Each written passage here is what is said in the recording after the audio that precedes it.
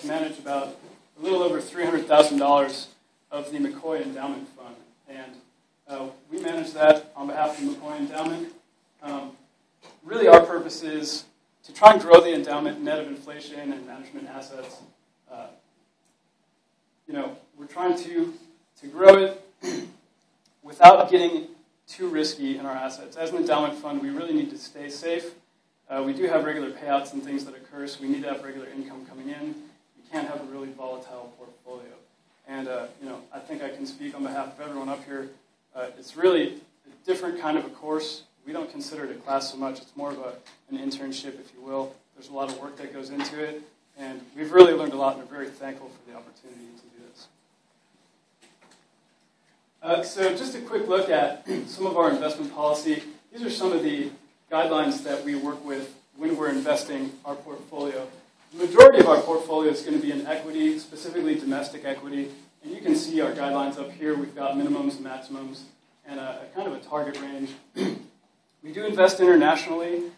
Aaron will talk about that a little bit later. We have some alternatives in our portfolio, and we also get into fixed income a little bit. So here we've got our nominal holding period returns for the year to date. We use a composite benchmark, and these are the components of the composite right here. And because we invest in a lot of different types of securities, we have a lot of different benchmarks that make up that composite. We're currently in discussions with our consultant about some of those benchmarks. Specifically, the IFA for our foreign investments does not include emerging markets, and we have about 35% of that portfolio in emerging markets. So that might change going forward. Also, the fixed income benchmark of the Barclays aggregate doesn't include any high yield or below investment grade income in there, and we have about 20% exposure to that as well. So these may change over time, but right now, this is where we're at, and you can see our performance over the year. And then we've also got, since our new policy inception, I think Dr. Tolles mentioned that, we had a change in policy statements in May of 2010. So these are our returns from that point. The benchmarks that we use, they're weighted to make up that composite. Like I said, we use the S&P 500, the Russell 1000 for large cap, Russell 2500 for small and mid, the IFA for international, and the Barclays aggregate for fixed income. Overall this semester, most of the changes that we made were in equities. Over the summer, we made a pretty concerted effort to consolidate the portfolio, and we decreased our holdings in equities a lot. We also moved more into large caps because of risks that we saw coming in the future months. And this semester, we moved back into the small and mid caps. We have some policy constraints towards small and mid caps, and we were kind of really towards the low end of that. We liked the opportunities there, and that was where the majority of our funds went this semester. Foreign, we technically underweighted it this semester from where we were. We didn't really change much. We actually put a little bit of money into it, but we did get a $50,000 inflow into the fund this semester, and really almost none of that went into foreign. So we decreased the weighting there. Fixed income, which Lizzie will talk about a little bit later, we reduced the foreign weighting. We added treasuries into our holdings, and we increased our cash holding to get rid of a little bit of the volatility there. Like I mentioned, we did get $50,000 more into the fund this semester. We also had our first payout ever from the fund, which was a $9,000 payout, and those will be happening more regularly now. So with that, we kind of had to plan ahead and make sure that we had the cash there ready to go out, and that was something new that we hadn't dealt with in the past. So those were the general changes that we made to the portfolio. Each of our individual managers will talk more specifically about those as we go through the presentation. But with that, I'm going to hand it over to Matt Badani, and he's going to talk about our trades. Thank you, Dominic. As Dominic was saying, for our purchases, we really wanted to focus on the small to mid cap. So our 5 purchases that we had for our domestic side were Coinstar, TC Pipeline, Cantel Medical, Exelis, and We Star Energy. We see a lot of growth potential in these companies. Our analysts did a lot of hard work, and they know that, because we wanted to focus on the small to mid cap, that these companies will bring us great returns in the future. For the foreign, we purchased Canada, and the reason we did that is because it is our smallest holding for our developed country, and we also had to buy more Canada to get back into compliance which I'll get into that here in a bit. And the next, we also bought 3 more holdings of fixed income, and Lizzie will get into that when she discusses the fixed income. And the other buys over here are what we currently own, and we feel that these companies that we currently have, by increasing it, we are jumping on the potential growth that they are amounted to. Now, for ourselves, we really sold these companies because of the high volatility that we see, especially companies like Helix and Bank of New York Mellon. The financial market is seeing a lot of volatility going on, so that is one of the main reasons we got out a lot of these companies that we sold off. And the other 2 fixed income companies, once again, Lizzie will get into that. So now, during our time with the City Managed Investment Fund, we are looking at making sure that we are staying in a compliance that the investment policy states. We have to follow a certain guideline to make sure that we don't overcross any boundaries that the investment policy doesn't want us to. So the first one is that we have to make sure we buy stocks on the U.S. stock exchange.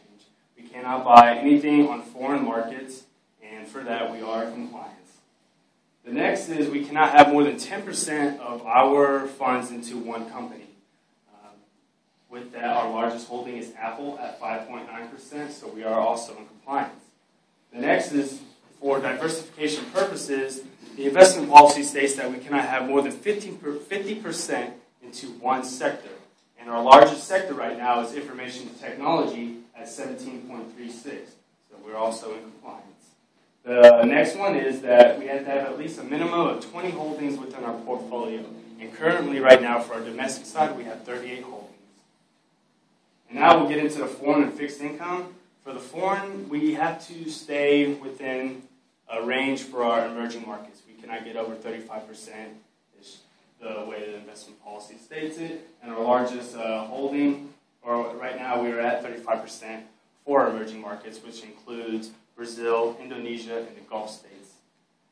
And within that, we have to have no more than 30% in a single country. Right now, our largest holding is Australia, sitting at 27%. And for our fixed income, we have to have a credit rating of BBB or higher for the overall portfolio for the fixed income. And right now, we are at a single A. And the last one is we cannot have more than 20% and anything below a BBB. And we are sitting at exactly 20%. Which is where we need to be. And now I'm going to hand it over to Casey Vaught, who will get into the economic outlook. I'd like to give you, ladies and gentlemen, a little bit of an explanation of what we as the fund have come up as a consensus for our economic outlook going forward. I'll start out by giving you some individual indicators and then wrap that up with a synopsis. The first indicator that I'd like to utilize here is the GDP growth rate. The GDP growth is the entire aggregate output of an economy net of inflation. And what this tells us is that the economy is growing, and it has grown for the past 9 quarters. And as GDP grows, so does consumer confidence. And we feel like the consumer is what is going to drive our economy going forward out of this recession. So we feel like this is a positive indicator of the economic environment. The next indicator that I'd like to discuss is the Consumer Confidence Index. We can see that the Consumer Confidence Index bottomed out in early 2009 and has consistently been on an uptrend with the exception of the last few months. The U.S. debt crisis, as well as the European debt debacle, has affected consumer sentiment, and consumer sentiment drives what consumers spend, and as the consumers spend more, they'll continue to pull the economy out of a recession going forward. So we feel like this is a pretty good indicator of how the overall economy is doing right now. The next indicator that I'd like to go over is the unemployment rate. The unemployment rate is a lagging indicator and explains what businesses are doing, and as businesses feel like the economy economy is rebounding, they continue to hire more. And what we've seen is that the overall trend for unemployment has been going downward, and we feel like this trend will continue, and it's affected some of the decisions that we made in our portfolio going forward. The opportunities that the current economy has presented to us is that we feel like the U.S. outlook is going to continue this slow and steady growth trend. One of the indicators that we also use that we didn't provide a graph for is the leading economic index. This has increased for the past 3 months, and we feel like this will continue to increase and continue to pull the economy upwards in spite of the European headwinds to what we feel is global growth.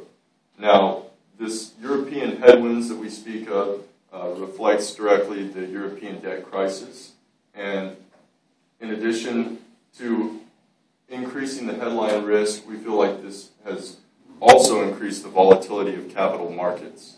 Now, when that volatility increases, what we feel as a value style fund, it allows us for buying opportunities within the securities that we hold. Those securities have exhibited a lot of volatility, and what we've tried to do is to average down the cost of those individual securities, especially the ones that we feel are the stronger holdings within our portfolio. We have indeed averaged down 7 of these securities that we hold, clean energy being our prime example, by averaging the cost that we held prior to this semester down by approximately 20%. At this time, I'm going to hand it over to Rich Kaiser for our domestic equity portion. Thank you. For domestic equities, they are the largest percentage of our portfolio. They make up about 62% of our portfolio. And this chart right here is going to go over the sector weightings that we have for each of our sectors in the domestic equities section. Now, we're going to have 3 columns here. The before column is going to be the sector weights at the end of the summer. The after column is going to be the sector weights at the end of, or at December 1st, after we made our trades for the semester. And then the S&P 500 are going to be what the sector weightings are in the S&P 500, our benchmark for domestic equities. So you can see that most of our sectors kind of are pretty similar to the S&P 500. The only real exception is that materials is about 8% higher than the S&P 500 weighting for materials. And the only reason for that is that we feel that materials and industrials should be viewed as one sector, and we kind of analyze them as one sector instead of splitting them up into industrials and materials. We didn't make too many drastic changes in our domestic weightings over the semester. We pointed out a few here that you can see: energy, financials, information technology, and utilities. We found a couple small cap companies that we liked in energy, so we put some money into energy, and that brought up our weighting. Financials, they've kind of gotten beaten down lately, but we see that they have a ways to go before they start rebounding, so we sold out some of our financials companies. Information technology has kind of been underperforming lately, but we think that we found some attractive valuations in our companies in information technology. And utilities, as we're trying to increase our dividend yield this semester, that kind of led us to the utilities sector to kind of take advantage of the utilities the dividends that they provide. The next thing that we're going to talk about is the sector performance for the fourth quarter. You can see here our top 3 and our bottom 3 sectors. The top 3 include industrials, consumer discretionary, and healthcare. And the bottom 3 include telecommunication, consumer staples, and information technology. Just a note, telecommunication, we only have 1 holding in that sector. It's just AT&T, so it shouldn't be taken as seriously as the other sectors. And from here, we'll go into the holdings performance for the fourth quarter. And this is just going to be from the beginning of October until now. You can see our top 3 performers. Here are Express Scripts with a 24% return. We also have VF Corp and 3M. And for our bottom 3, we have BMC Software, Bank of New York Mellon, and also National Grid. BMC Software and Bank of New York Mellon, we sold out of both of these this semester, not necessarily because they had a bad quarter, but because we don't see much growth going forward. And National Grid, although it went down this last quarter, we think that is now actually underpriced now, so we actually bought more into National Grid this semester. From here, we'll go into the key portfolio statistics, and we kind of strive to be value investors in SMIF, so it shouldn't come as a surprise that we have a lower price-to-earnings ratio and a lower PEG ratio than the S&P 500. But on the other hand, we're also getting a higher return on our assets and a higher return on our equities than the S&P 500. We also have a higher dividend yield than the S&P 500, so we are getting more current income than the companies that comprise the S&P 500. So as Dominic was talking about earlier, we kind of this semester tried to move into small and mid-cap companies. They are going to be a little riskier than the large cap, but we feel that we have a very strong foundation of stable, mature companies in our large cap holdings. And also, as Dominic was mentioning, we were kind of getting really close to our minimum weighting for small and mid-cap companies in the SMIF portfolio. The minimum is actually 10%, but we have a target of 27.5%. So before we started this semester, we were at just under 13% into small and mid-cap companies. And through the semester, we really strived to get into small and mid-cap companies, and we brought it up about 5% to 17.3%. Still under our target, we're going to work to get up to that target eventually. And here you can see the companies that we invested in that are in the small and mid-cap. We put a total of $26,000 into small and mid-cap companies this semester. We had 5 new purchases of small and mid-cap companies. Those are going to be Cantel Medical, Coinstar, Exelis, TC Pipeline, and Westar Energy. And then the other 2 we already owned, but we did decide to put more money into those companies. So a total of $26,000 into small and mid-cap companies this semester. And from here, I'm going to give it to Marshall Carlson to talk about our risk. Thank you, Rich. So to go over the risk analysis briefly, we decided to use beta as a measure for our risk. And this is a weighted average beta among the entire portfolio. And a little bit of explanation about beta. Beta is a measurement of volatility versus that of the market or the S&P 500. So as mentioned here, the S&P 500 does have a beta of 1. Below, I mentioned that beta of 1 means that it moves with the market with price fluctuations. A beta of less than 1 means that it is less volatile than that of the market. And a beta of greater than 1 means that the holding is more volatile than that of the market. So with that being said, our total portfolio comes out to about 0.89 as a beta, so about 11% less volatile than that of the market. And including cash, given that cash has a beta of 0, the beta comes out to about 0.73, so that's about 27% less volatile than that of the market. This is kind of a breakdown of each sector and the risk of each sector accordingly. We also added in a column of our sector benchmark that we kind of unofficially assigned when we did our sector analysis. So as you can see, we actually have a lot smaller beta than that of our benchmarks in the majority of them, especially for sectors such as financials.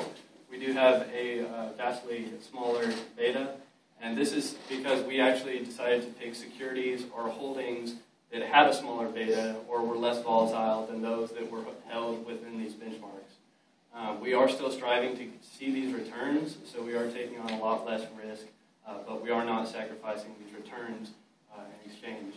I would also like to note that we were getting out of several sectors that had historically higher betas. For example, financials, the benchmark is actually the highest beta, and we decided to get more out of that simply because of the volatility that we may see in the coming months. So that's just something we wanted to keep in mind. And with that, I will hand it off to Aaron to go over international equities. Thank you, Marshall. And staying on the topic of risk, Student Managed Investment Fund, we can invest in foreign companies through American Depository Receipts or ADRs, but to diversify risk, we decided to go ahead and stick with exchange-traded funds. So we get exposure to different countries around the world through those companies that are inside of those exchange-traded funds. Matt kind of mentioned earlier some of the compliance rules that myself and the analysts have to keep in mind when we're studying the global market. And those constraints are at 35%. The portfolio can be over 35% invested in emerging markets. So the green countries that you see on here, Indonesia, Brazil, and the Gulf States ETF, they make up exactly 35% of our portfolio. So the other 3 developed market countries that we're invested in that make up the other 65% are Canada, Australia, and Singapore. We invest in different countries for different reasons. If we see Canada and Australia, they're considered around the world as commodity countries. So if there's price appreciation in the price of commodities, the Student Managed Investment Fund, we're in the position to benefit from that. Indonesia, 5th largest labor force in the world, top 5 in the world in GDP. They're expected to grow about 6.4%. Once again, the Student Managed Investment Fund is in the position to benefit from the price appreciation in those exchange-traded funds. The foreign equity portfolio itself makes up almost 15%. Dom mentioned earlier it was a little bit more than that, but the disbursement that we got from the McCoy Foundation, we decided to go ahead and allocate more of those funds toward the domestic portfolio. We feel like we're diversifying risk by doing that, by avoiding risk in the global market. The alternative securities that we only own 2 of them. They make up a little over 1.5% of our entire SMIF portfolio. We can have up to 20, the target is 5, but we're comfortable at this position right now with these securities that we have. The BP Prudhoe Bay Royalty Trust and the PowerShares Agriculture Fund. The Agriculture Fund is pretty self-explanatory. Commodities, wheat, sugar, soybeans, cattle, corn. If the price of those goes up, we're in the position to benefit from the price appreciation. The BP Prudhoe Bay Royalty Trust, this is price appreciation and income from the Prudhoe Bay Trust oil, the oil commodity structure that's out there. And so we've talked to you about domestic equity, international equity. Lizzie's going to round it out and show you how we complete the balance of our portfolio to fixed income. Thank you. Here we have the Treasury yield curve, and as you can see from the yellow line is what the yield curve was at 1 year ago. As you see from 1 year ago, all yields have dropped, which investors see as lower sentiment towards the economy, slower growth, slower everything. This also could have been due to investors moving funds away from riskier assets into the safe haven that Treasury bonds do provide. The Federal Reserve has tried to do a lot to try and boost the economy. With Operation Twist, they hope to sell medium-term bonds and purchase long-term bonds to try and lower the interest rates on longer-term bonds to hopefully boost borrowing and spending by consumers and corporations. They did this in the 60s, and it didn't do that much, so we'll have to wait and see if it changes this time or for a different outcome this time. Also, the Fed's economic outlook has been dim. There's been a slower decline in unemployment. Of course, unemployment numbers just came out. It's 8.6 this month or last month. However, there's also been talk of whether or not is that due to an increase in jobs or more of an increase of people leaving the labor market in total. Also, there's a response to rising inflation. They're going to keep the rates low through mid-2013. And they're also have dovish Fed behavior. They have 2 mandates that they really do try and keep along with. They want to keep inflation between 2 and 3.5%, and also they want to keep unemployment at a stable level. They've decided to put inflation on the back burner and more focus on unemployment. So we'll have to keep an eye on that as well. There's also recently been a joint effort among central banks, Bank of Canada, Bank of Japan, Bank of England, the Fed, the ECB, European Central Bank, National Swiss Bank. They decided to make U.S. dollar loans cheaper to banks in need, specifically to the Eurozone. This has cut costs for borrowing for banks, and they've decided to actually lengthen this loan program from August 2012 to February 2013. This shows that these banks have all come together to try and do this to keep the Eurozone together. They do not want to see this global financial meltdown happen if the Eurozone does not exist anymore. And this is the Federal Reserve Chairman, Ben Bernanke. Our fixed income strategy has changed this past semester. We would like to have a more active involvement. Volatility in the markets recently have made us want to have this more active involvement. Instead of holding our purchases that we've just made until the end of next semester, if we see a significant change in the economy, we would like to change our portfolio makeup accordingly. Also, the purpose of fixed income is to lower the short-term volatility and to provide income stability, especially during periods where there's negative or low equity growth. And then we also want to seek higher yield while staying within the credit parameters that our investment policy has for us. And we also want to avoid the Eurozone debt crisis. And as you can see, we increased our domestic holdings and decreased our foreign holdings, and also lowered our weighted average duration just a tiny bit. We did not, or these are our previous allocation and our new allocation. Previously, it was only about 18% of our total portfolio. We have increased it to almost 19%. We did not touch EMLC, which is an emerging markets level currency ETF. We did not touch TIPS, junk, or LQD. We sold a tiny bit of short-term corporate to help fund our new purchases.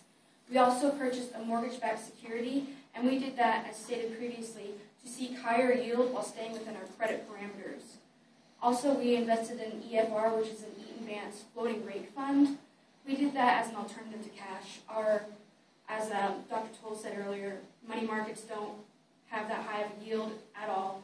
So we're getting a higher yield with a lower quality, but it's also an alternative to cash. And then IEF is our treasury yields that we invested in. And we did this, as stated previously, to help lower our short-term volatility. And with that, we will open this up to questions. Question we're going, a couple of questions. If you could go back to the overview of the overall look at the market and look at consumer confidence. Who did that in consumer confidence? Okay. If you look at consumer confidence, I'm not sure I heard you correctly. Are you saying it's increasing, decreasing, what? Well, since the recession, we have seen consumer confidence increase. And if we were to... At what point in time are you pointing? Go up there and put a finger on where you see it. We've hit a low in consumer confidence. Move over 1 quarter. 1 quarter. Okay, let's see, are those quarters? I'm not January, you had a quarter right there. Yeah, so this would 6 be... months period. Okay, right there. Move your finger all the way up to where the line is, right there. Okay, is that it? Now, are you saying from that point to where we are today, it's increasing or decreasing? I'm saying that we have been increasing, and recently... From that point, it's increasing. Okay, I'm just curious, are you doing that by eyeball? Did you do regression analysis across there using least squares or some other method, or just eyeball? We did not do a regression analysis, no, If sir. you did a regression analysis on that, from that point to where we are today, do you think it would be up, down, level, what? What do you think? Just stand back and look at it. Fairly level. Okay, that's what I thought. Now, would you go to the figure that's not consistent, I think, with what you said, that it's increasing? It may be increasing from 1 quarter to the other, but I assume you're not making a judgment based on 1 quarter to the other, because it's pretty choppy across there.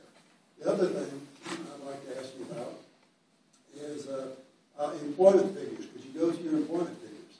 Now, with employment figures, are they getting better or worse or level or what? Are you using that for employment figures? Employment rate? This is one of the rates that we look at. What else do you look at? Initial jobless claims. Okay, do you also consider that other little figure in there about people who stop looking for work? Right, those who... And how would that affect this figure right here to crank it in? It would probably increase the overall rate of unemployment. If I recall what I've read recently, so that would have a big modular effect on the last year or so, I would think. Okay, just curious. Now, the other question I have is, you seem to have made some real adjustments in the energy sector this last year. Could you, whoever's responsible for that, could you tell me what your analysis is and what are your buy and sells and why did you do those buys and sells in the energy sector? Well, overall for the energy sector, and I'll let our individual analysts answer more specifically in a minute, but one of the reasons that we made the buys and sells that we did was because that sector has been very volatile for us. So we added in some companies that we felt would reduce the volatility of our holdings. And, I'll let Zach and Jesse and Robert tell you more about those companies. Okay. Basically, the two stocks we have were C4 and